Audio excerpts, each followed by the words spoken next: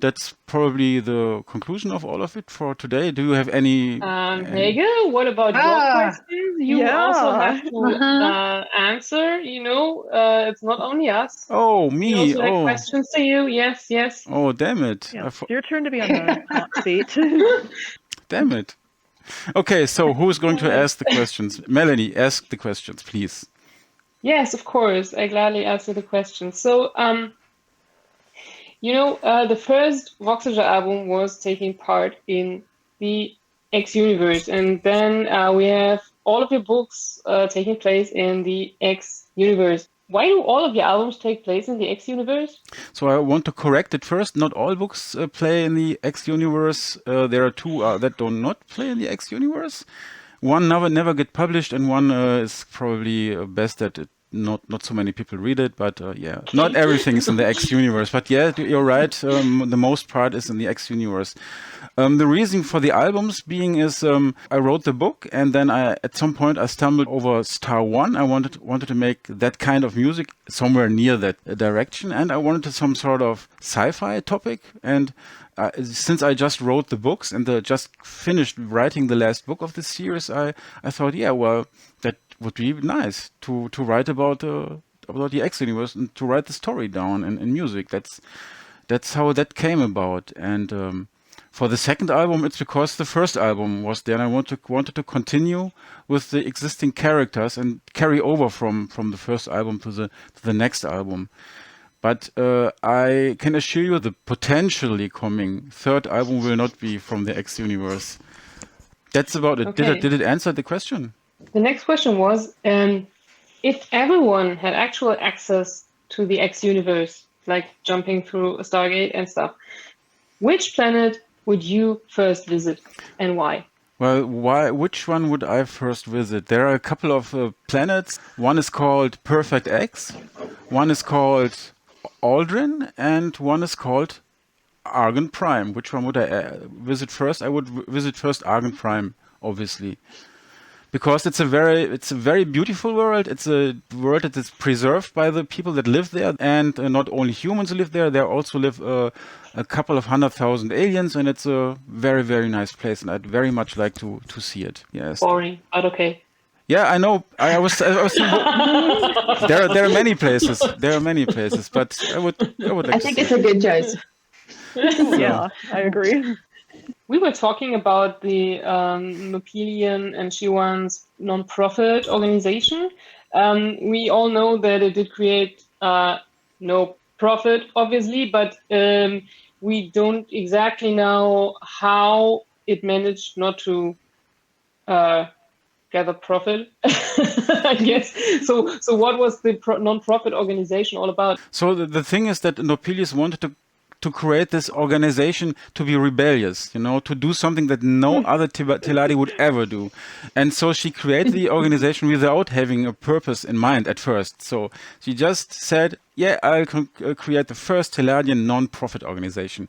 And then slowly started to think about what could I actually do with it. And in the end, there was this. There was the Terran conflict where the people from Argon Prime and the people from Earth had a conflict with each other, and it was a full-on war in the end, unfortunately.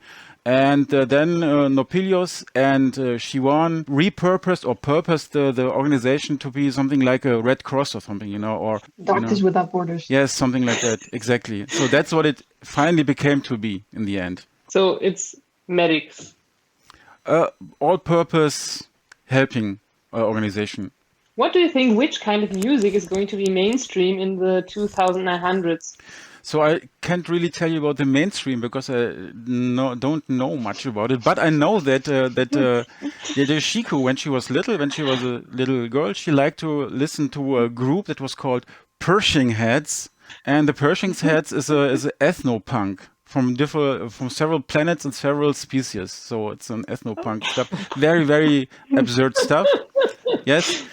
And then there is, I know from Melissa Banks, that is a character that I didn't invent, but I wrote about her obviously, and she likes to listen to Paranit 3-sentence music because they do everything in 3 parts and in a mathematical way. That's not mainstream. Nobody can listen to it. It's probably math rock or something. Yeah, probably. So it's an acquired taste, and if you play one of these songs, they evolve infinitely. You start with a formula, and it evolves into whatever. So that's the 2 things that I know, and I don't know about any other mainstream music in this time period. Oh, great. So on the next album, we have to do a bonus track with ethno-punk, because with the existing material and the outtakes, I could do that right now with no problem at all. yeah, amazing. Yeah. Questions from Laura, and she asked, how did you come up with the voice for your own character on the album? Impersonated despair that your character is representing, and how you came up with that, and how you managed to keep doing it, and if it involved honey and ginger tea. No. Probably I should have tried that because I'm not very I have not a lot of practice in doing that, so my voice actually hurts a lot after that, because that means that I'm doing it wrong probably. So I should practice it more. But how came I up with it? Because I listened in the early 2000s. I listened a lot to Cradle of Filth and Children of Bodom. They all have these fry voices, and I liked it a lot. But I wanted to do it in a way that you can actually understand what I'm saying. So that's how I came up with it. I tried to imitate it in a way that you can understand what it's being screamed. So, and the screams for that album I recorded last summer in the heat of the summer, and it was very, very hot in the vocal booth, and I recorded all the screamings for all the songs in the same day. So after that I couldn't speak for a day or something. Next time at least go with the honey and ginger tea.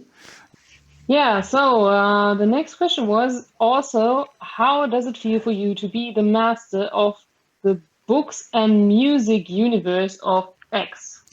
Sometimes it's frustrating because it's a shared universe, and other people are also doing stuff in that universe, and they don't always do what I would like them to do, and I can't do anything about it. But as far as it goes with my own books and my own songs, it's great. It feels like a real world, and it feels like I know the characters, like Elena and Nopelius. I know them. I really know those people. They are persons for me. That may sound strange, but I kind of as if they were really there, and I like that. I like that a lot. So they cannot leave me. They are always there. It's sounds strange, but that's how it is. No, not at all. Nice, yeah. Yeah, especially if you don't kill them. Yeah. Yeah. She's still rooting for me. I love it. I'm sorry for Elena. I didn't want to. It happened. Next question is, what is your hair routine? My? Yes, please tell me about your hair routine. Your hair is like the longest male hair I have ever seen in my whole life. I simply do nothing. I just normally wash my hair, and I comb it, and that's all. And and I sometimes cut something manually if it's getting too long, so it's not getting too long. That's all. I'm getting gray, so I sometimes put some every once in a 4 month. I put some black color in it, so I don't want to have gray hair, so I do that. Other than that, I'm not doing a lot. Who asked that question? Me, I asked that question. Of course. Stuff is funnier when you ask it spontaneously, I think. How did I do? It's okay. I was hoping for something more spectacular or something, but yeah, it was okay. You were hoping he was rubbing it in cocoa butter every month or something. Yes, coconut butter. Yeah. No, but my mother also. I got the hair from my mother. She looked like Yoko Ono, kind of Yoko Ono, when she was young, So I guess I got it from her. So that's it.